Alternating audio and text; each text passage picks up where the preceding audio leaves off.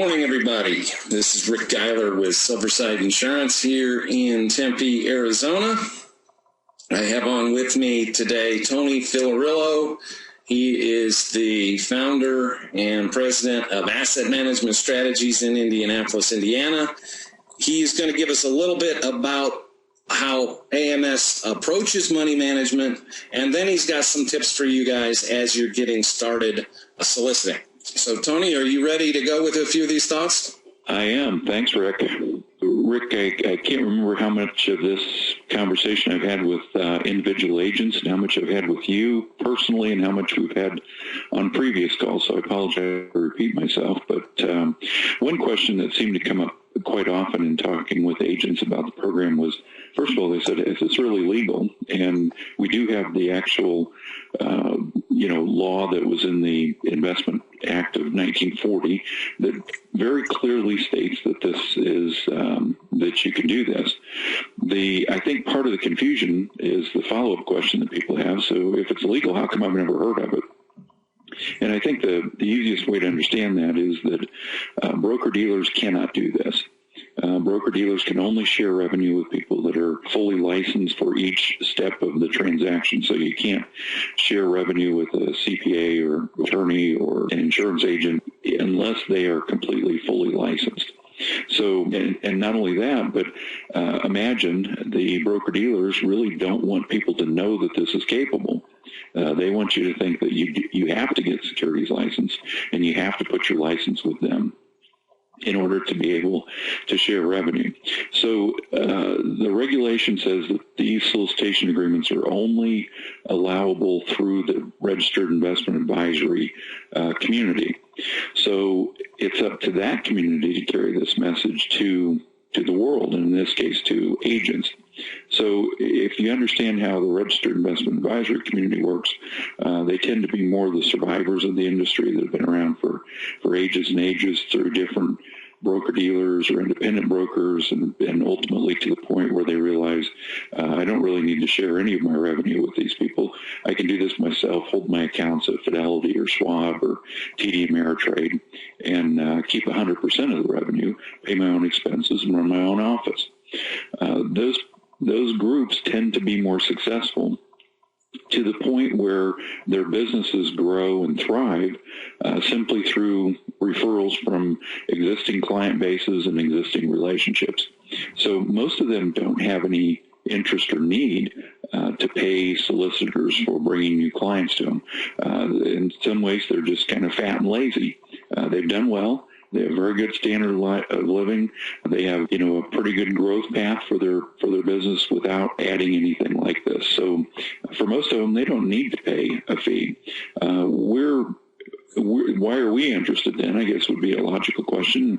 And we're a little bit different in the sense that we've worked pretty much remotely with clients for many years. As I've said often, I don't think 50% of our clients have ever stepped foot in my office in Indianapolis. We're pretty adept at handling client relationships over the phone, over the internet, and even to the extent where we found that people prefer that. Not just are they willing to do it, but they prefer it.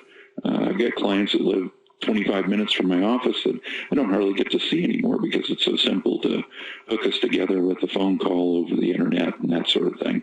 So I don't know, maybe I should take that personally and change my deodorant. I don't know. But the fact of the matter is we can handle these relationships very, very well. I think the difference between us and a robo-advisor is that people still want that one-to-one connection with their person. It doesn't necessarily have to be the advisor, but they want their person. And that person has to be the same person every time, somebody that knows them, knows their situation, not just feverishly looking their name up on a CRM program to figure out who the hell they are and what kind of an account they've got.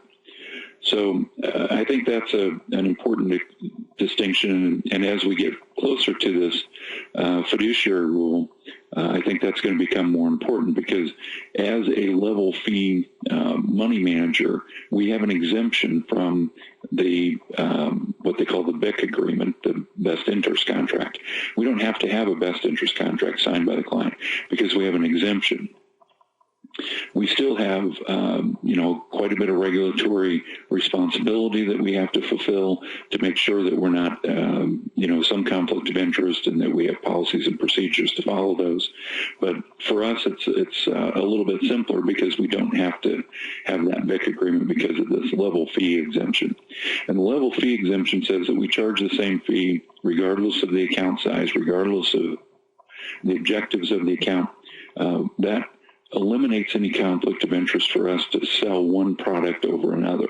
We charge the same thing. If they're, 100% in fixed income or 100% in equities, our fee model is exactly the same. So we don't have any way to put our interest ahead of our clients in that regard. And I think that's why they gave us kind of a pass on that best interest contract agreement requirement that's coming along with the Department of Labor. So this is our fact sheet, and some of you may have seen this before, but you may not have seen the one that's updated for June. And we're still finishing up a video that kind of walks you through this so that you can understand what the data means, and more importantly, maybe feel comfortable showing it to a client and kind of walking them through it.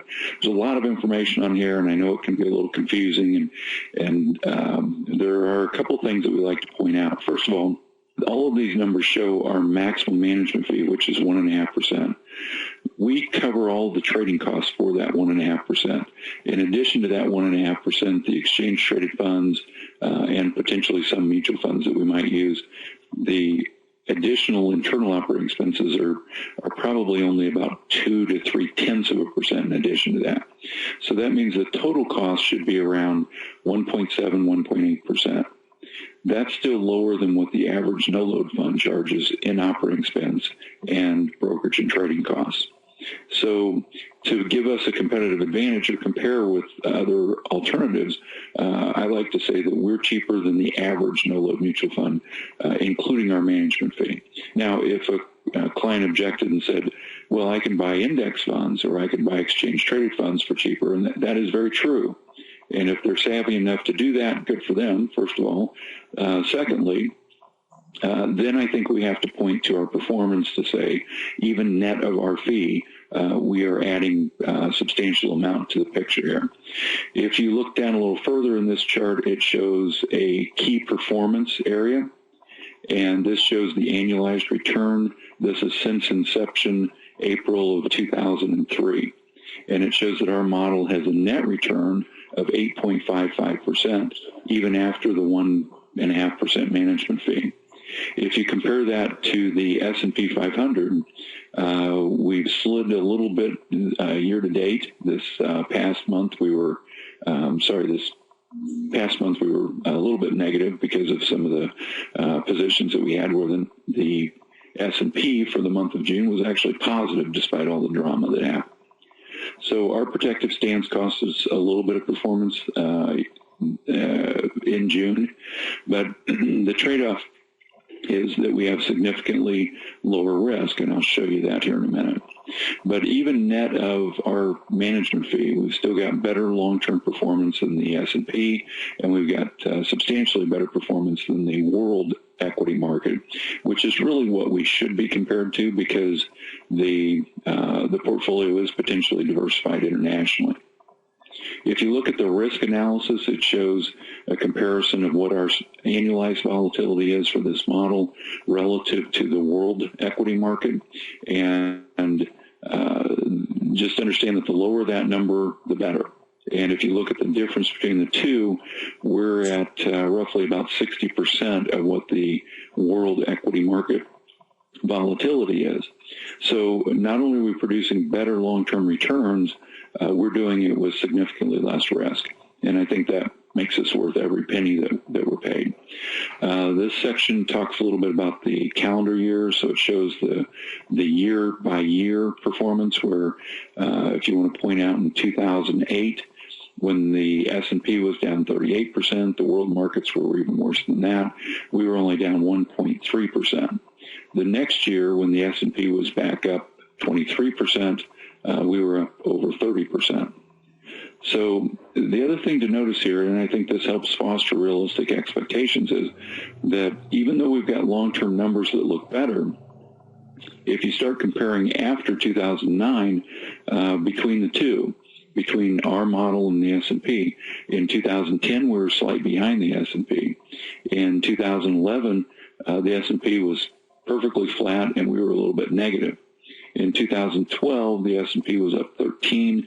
We were only up 9.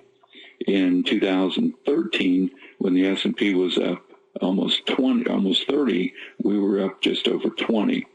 2014 was a very, very difficult year because the S&P was pretty much the only performing asset class, and it returned 11%. That was a year that we had quite a disparity between the S&P and our market. The next year, the market was down just slightly, and we were down a little bit more.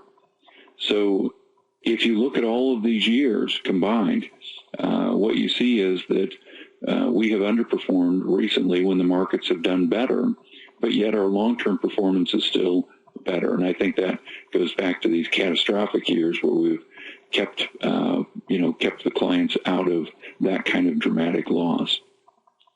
The other thing that I think is interesting is if you look at these past 5 years and you go back and compare them not to the S&P, but actually to the world index, then you see a little bit different picture.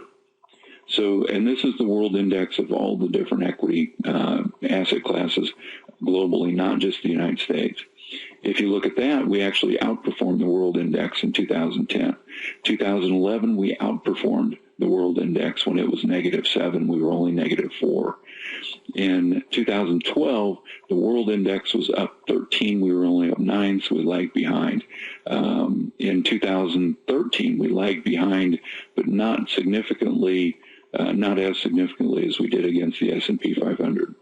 Any way you measure it, 2014 was a very, very difficult year. Part of the problem with 2014 was we had a couple of cycles where the market went up about 10%, then sold off, went back up about 10%, and then sold off, and a third time went back up about 10% and sold off. Whenever you have a really, really choppy market like that, in trading terminology, that's called getting whipsawed, and we got whipsawed pretty good in that year. So that was a very, very difficult year where we had loss in this model when the markets were positive. That was a difficult year for clients to digest. In 2015, where we were -4%, the world market was -2%, so a little closer to where we were. So that paints a different picture. And I think in your presentation, if you want to show clients, how much does this risk saving benefit me in this scenario, and what does that look like? So if you look at the best and worst rolling returns, if you look at a 5-year comparison, this is a cumulative return for the 5 years. So it's just under 9%, which means that the average annual return would be slightly less than 2%. But that's the worst it's been. Even if you look at a worst 3-year picture, again, this is not an annual number. This is a cumulative total number for the 3 years, but still positive. So if you stick around for 3 years in the history of this model, you're going to be positive net of fees. On a 1 year, we could have 12 consecutive months where the thing had a pretty significant drawdown in value of 10%. But if you look at that compared to the S&P, where the worst 5 years is that you were still at roughly 2/3 of your money, you had a better upside performance in the best 5 years relative to our model. But this is really hurtful. In a 5-year period, sitting tight, not making any changes, and still only having 2/3 of your money available compared to where we were at almost 109% of your money. That's difficult, especially difficult in the 3-year where you've still got a 42% loss in the worst case scenario with the S&P, where we were positive. So I think that kind of frames it a little bit if people want to look at the best and worst scenarios. This shows where our allocation was at the end of the month, where we were predominantly just over 75%, or I'm sorry, just under 80% invested in the categories that we're in. And if you look at what we're in the S&P 500, we're in the mid-cap index, we're in the small-cap index. These are not exotic sector funds or single country basket funds that have little liquidity and at times exaggerated performances. This section shows us the best and worst trades that we've had. And if you look at the worst losing trades, not surprisingly, it's in 2008. And it was a 15% loss in a short period of time that had an impact to the portfolio because we didn't have 100% of our money invested in that trade. It still impacted the portfolio by almost 5%. But other than that one trade in 2008, the worst trade that we've had is just over 2% loss impact to the portfolio. The best trades that we've had, 35, 57, 47, 35, most of these come in emerging markets and small and mid-cap stocks. And the impact to the portfolio is pretty impressive. So if you look at the two of those side by side, the potential harm that we can do to the portfolio is fairly minimal, where the upside potential is fairly great. And I think in conversations I've had with agents, they say, okay, well, how do I explain this strategy to my clients? And I think that one of the best approaches is to say, you know, we have the fixed income portion of your allocation covered with an index annuity. Obviously, we want to have an allocation there where we have zero risk to any of your principal. It's just a question of how much you'll make on that. We want to have another portion of your portfolio that's perfectly liquid, that we are striving to make better returns on, but we still want to pay attention to risk. We don't want to stick our neck out too far in order to generate those returns. And I think that our model, you know, has demonstrated that it can do exactly that. If we go back to this S&P chart and we look at over the last year, a little over a year, where we were last August, where we had a pronounced sell-off in the market, we had gone to cash at this point. So our clients got out about right in here, somewhere around in that range. And then we got back in over here. So we didn't have this dramatic drop, but we also didn't catch as much of this upswing from the very depths of this all the way up to the peak. Same for this January. We got out of the market the first week in January, where a lot of clients got statements showing a 10% loss in January and February. Ours did not. And again, we got back into the market here at about this point. So we missed all this. We smoothed out all of these dramatic drops where the markets went way down pretty fearfully and then came right back up. What we see here from June is this is, I'll set this marker here at about June 1st. And what you can see is that there's a lot of excitement within the month. But at the end of the month, the market was just barely positive for the calendar month. But if you look at this significant saber-toothed dip that we had here from the British exit issue, it's pretty pronounced. Our software works on a week-by-week basis, so it measures the market at the close from Friday to Friday. So this drop actually happened on a Friday and a Monday. The worst of it was on a Monday. So we saw it was kind of bifurcated into 2 weeks, so we didn't see all of that drop within one weekly change. But by the end of that next week, the market had recovered pretty substantially. And so when our model looked at it, said, okay, what's happened since the close last Friday? Oh, very little. And it looks like the market's is positive from the close the previous Friday. So the weekly run of that software does take a lot of the drama out. And what you see in the stock market a lot of times is day-by-day drama. If you look at a chart on a weekly basis, much smoother ride. If you look at it on a monthly basis, much smoother. If you look at it on an annual basis, it hardly looks like the market's got much risk at all. So I think that when you look at what the market has actually done and you look at how this model has protected them from the worst of the drama, I think that it shows its worth from a risk protection standpoint. But at the end of the day, we still need performance, and over the long term, we've delivered that performance better than what the markets have. So, looking forward, I think that, what we're likely to see in the markets is that the markets are going to continue to be somewhat volatile. I think in the environment that we're in, just, finishing up the first of the conventions this week, people tune into that. Part of the process is that they have to paint the other party in a very, very negative light. It's not always positive and upbeat. So, and the other party will do exactly the same thing. So they've got to disturb voters to get them to the polls, and keep that in mind. And I think that kind of general negativity through the presidential election process tends to have the markets a little bit more on edge. And I think we'll continue to see that through the election. It's interesting, once again with the British exit, Rick showed the chart on the 10-year Treasury, and the 10-year Treasury was at a historic low yield. It's never been that low before. So when all of the drama worldwide happens, once again, what did we see? We saw an absolute rush to the American dollar, and we saw an absolute rush to the U.S. Treasuries as the safest haven to ride this thing out. And that's what drove those yields down so low. But imagine if we were having this conversation 2 years ago, as we were talking about the easing of quantitative of QE2, where they were going to undo QE2 and they were going to start raising interest rates.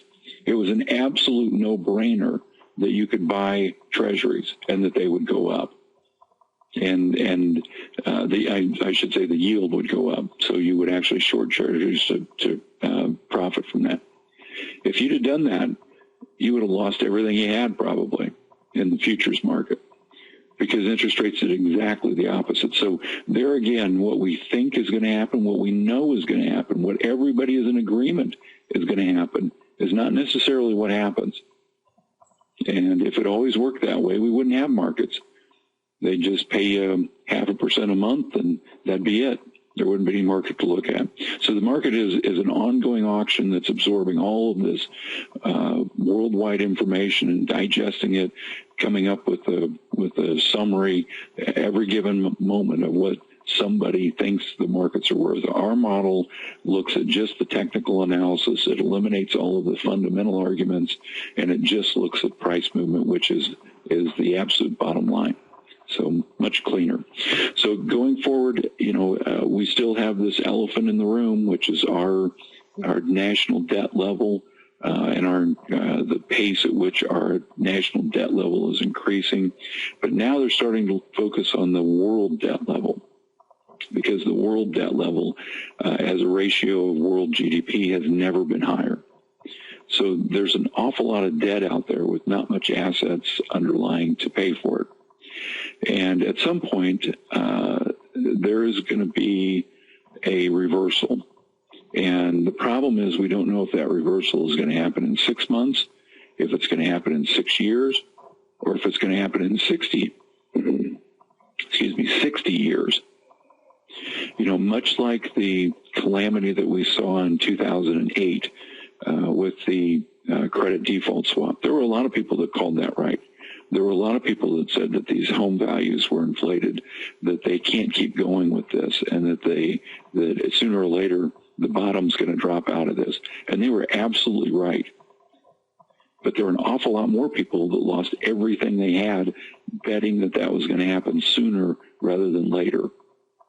And it did ultimately happen, but it didn't happen fast enough to save a lot of people's financial lives who had shorted those markets, and it didn't happen in the time that before their margins were called, and they lost everything. So I would keep that in mind. I think, it's only a matter of time before the music stops. I wish that I had a perfectly clear crystal ball to tell you when that music was going to stop, but I don't. So, in communicating with your clients, I think that's an important point, that we can be fearful. We can be, we don't have to have our heads firmly stuck in the sand to say we can still work within these equity markets, knowing that things can go very bad. And there are good returns to be had up until the point that they go bad. So if you look back at 2008, for example, there was not one day or 1 week or even 1 month that everything went horribly, horribly bad. It was, you didn't get to 38% drop in the S&P in 1 day or 1 week or 1 month in 2008. That was for the entire year. So it's very unlikely that everybody's going to reach the conclusion that this is definitively it all on 1 day. So we'll have an opportunity to seek safety in the portfolio when the time comes. And it will come in different parts of the market at different times.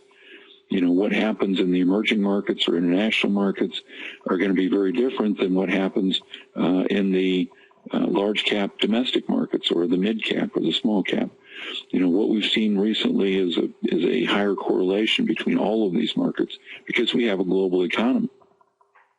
So it's not that, diversification doesn't work the way it did 20 years ago, where you could have one area that was doing well and another area that was doing poorly. Because of the connectivity, because of the communication, because of the way that all these markets are intertwined, there's a very, very high correlation between all of these equity markets. And for that reason, if you're an investor for the long term and want to have any hope of beating inflation for the long run, you've got to be in these equity markets, but you've got to be in there with a strategy that gives you some protection, that has some exit capability. And what I find in talking to clients, and I think this is helpful for a lot of the agents, is if you're talking to somebody who has investments in the stock market, ask them what their exit strategy is. Ask them how they, under what criteria do they get out? What headline would possibly be bad enough that they would say, I'm done? And what you'll hear is that most of them have no exit strategy. And when you pose it to them in the fashion of, you mean to tell me that there is not one single headline worldwide that would make you say enough is enough? There's not one amount of your portfolio that you would lose before you would say enough is enough? That's pretty scary in this world. So, I think those are some talking points that might help. Many of these firms don't have the flexibility because of compliance purposes to be able to make changes in these portfolios this quickly. Because we're a smaller firm, we do. And we do have discretion on these accounts. So our management agreement says that we can move within these defined parameters where we are. We're never going to wake up and be 100% invested in Facebook stock. We're always going to stick to the major asset class, exchange-traded funds and index funds that we've always worked in. But other than that, we think that this is the best methodology for being in the markets, gathering what we can when we can gather those. As the presentation information says, we like to advance when the markets are doing well, but protect when the markets are doing poorly. It's not perfect. We can't be 100% in the markets when they're going up. We can't be 100% out of the markets when they're going down. But all we have to do is be a little bit right, and it's a very, very powerful thing from a risk standpoint and from a performance standpoint. So, Rick, that's pretty much all I have for kind of a monthly recap. I don't know if you want to talk more about ways that people could implement this into their book of business. I think, we think that this is a very good talking point to get out in front of people, revisit the relationships that you have, because now you've got another tool. Now you've got another thing to talk to somebody about that may satisfy some of the objections that they've had. With index annuities, most of the objections are around liquidity, whether that's logical or not. I would argue it's not. If they're spending more than 10% of their money each year, they've got a problem. But in their minds that one of the reasons that they object to annuities is because they feel like their money's locked up, subject to this surrender charge. So even people that have said no to you in the past on index funds, or not index funds, but index annuities, you might go back to those people and say, I've got something that I'd like to talk to you about that might be of interest to you. The other thing that you could look at is your existing book of annuity business. Maybe it's been on the books for years. Some of those accounts, they've changed the the crediting methods and the percentages and so forth to the point where they're not nearly as competitive as they used to be, but yet you're reluctant to go back to those people and roll them into a new annuity. You could, pull that money out and put it into this managed account, especially if it's qualified money, or go back to the people that are happy with what they have and say, maybe we could dollar cost average 10% of it each year into this strategy, build the position slowly over time, make sure that it works, make sure that they're comfortable with it, and eventually get the some of the annuity money into a vehicle that potentially can generate higher returns with a nominal amount of risk. Right. And I think that's becoming, in this low rate environment, that's becoming more and more of a challenge as you look for spots for either existing annuity money, if it's getting out of surrender. Sometimes the underlying guarantees and the minimum renewal rates on those are very competitive, especially in this market. We have stuff coming out of surrender now that maybe has a 3 or 4% minimum guarantee built in, but we also have a lot of stuff that doesn't.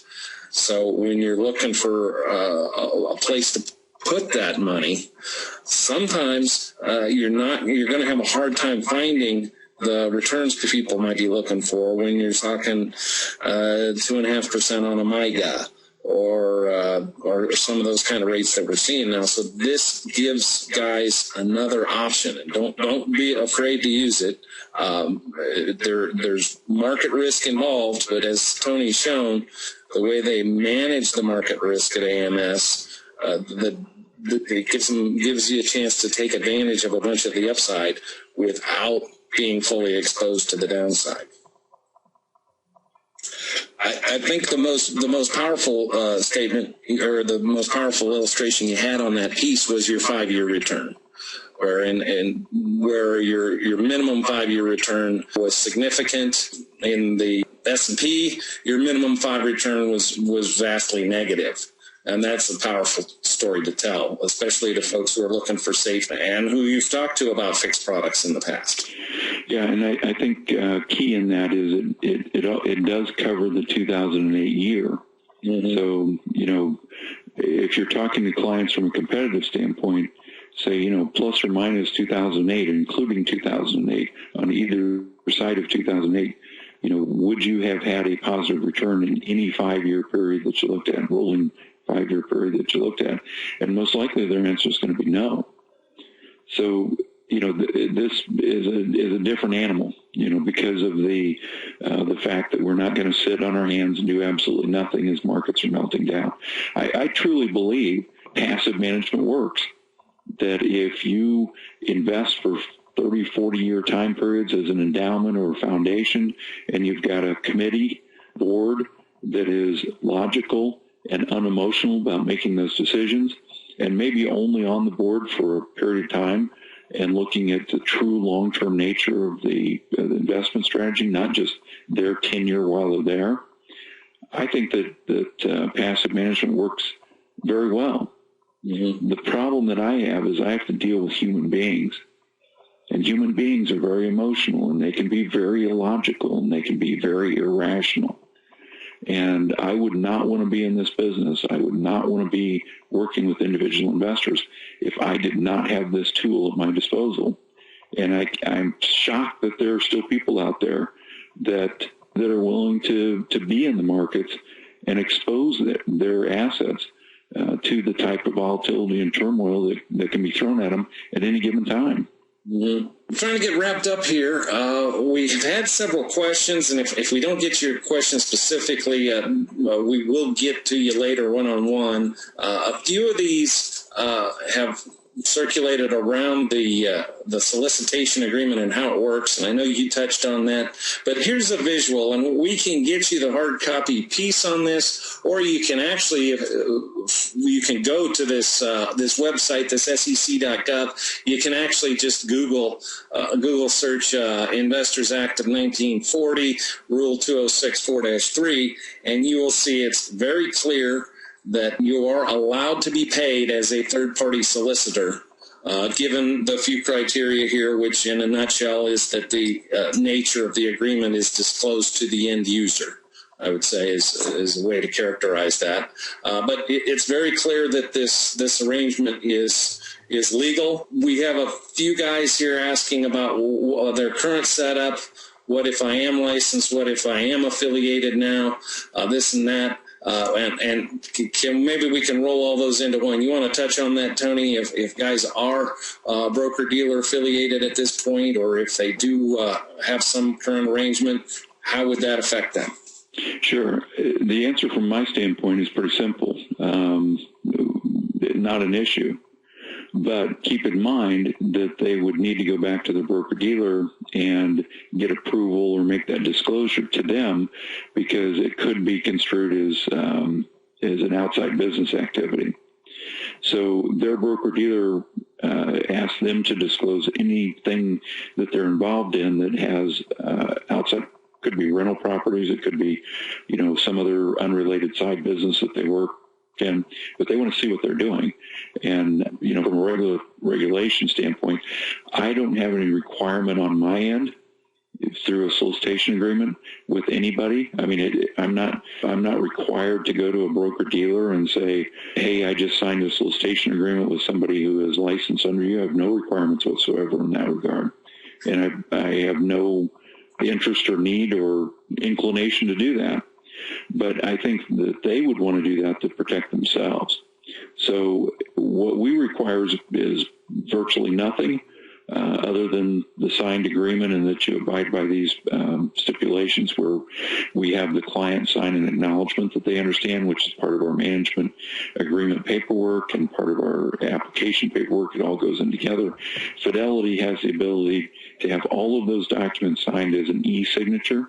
If clients are comfortable working with emails, we don't need to print one single piece of paper to cover all of the requirements that we have. If they're not adept at working through emails or comfortable with an e-signature process, then we can produce the printed forms, we can bundle them together, send them to the agent, send them to the client, whichever way they prefer, or email them to the agent if they've got somebody sitting in their office and say, I just want to print these off and get a signature from the client right now while they're here. We can make that happen. So however the agent wants to handle that, it's from as simple as it can possibly be to maybe a little bit more hand-holding. Totally up to them and how that's done. But as far as a reporting and regulation standpoint, we have nothing. Okay.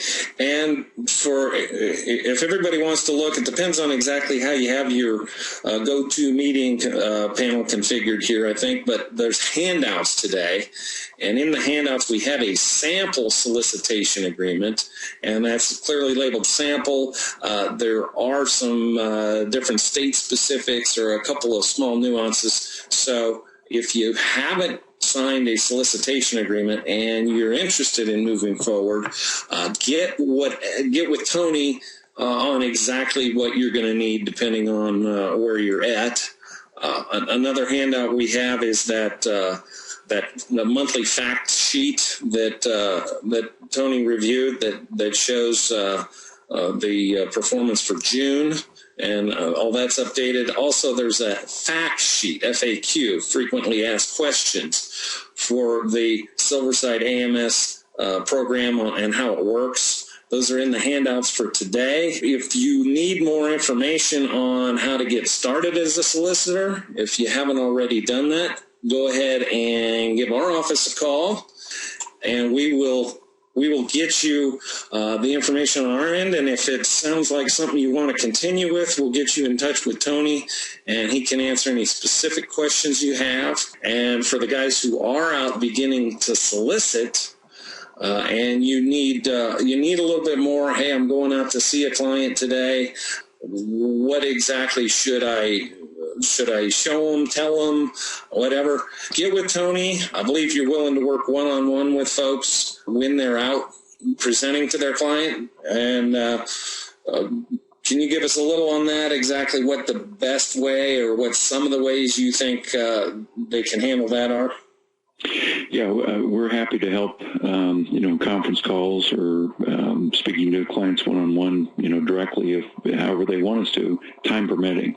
There is a limitation to how much time I have. So, we have to accommodate schedules that way. But short of that, we're happy to have those conversations. And I think if the agent has us involved in those conversations jointly with the agent, they wouldn't need to hear us tell the story more than once or twice, and they'd be fairly comfortable explaining it themselves. They can show the fact sheet. They can show the PowerPoint presentation. They can give details about that. The only thing they want to stop short of is saying that they are managing the money or that they are securities licensed, able to manage that money. As long as they're describing it as an introduction or a referral process, or if they want to call it a solicitation process, that's up to them. So, the other thing you mentioned that frequently asked question piece too, Rick, there's some good information in there that I think is not just covering the frequently asked questions, but starting to kind of give you some thought-provoking ideas of how you introduce this into a conversation, or some of the objections that you might hear from clients, and how to handle some of those objections. Like, what if I want to work with somebody locally? We've addressed that.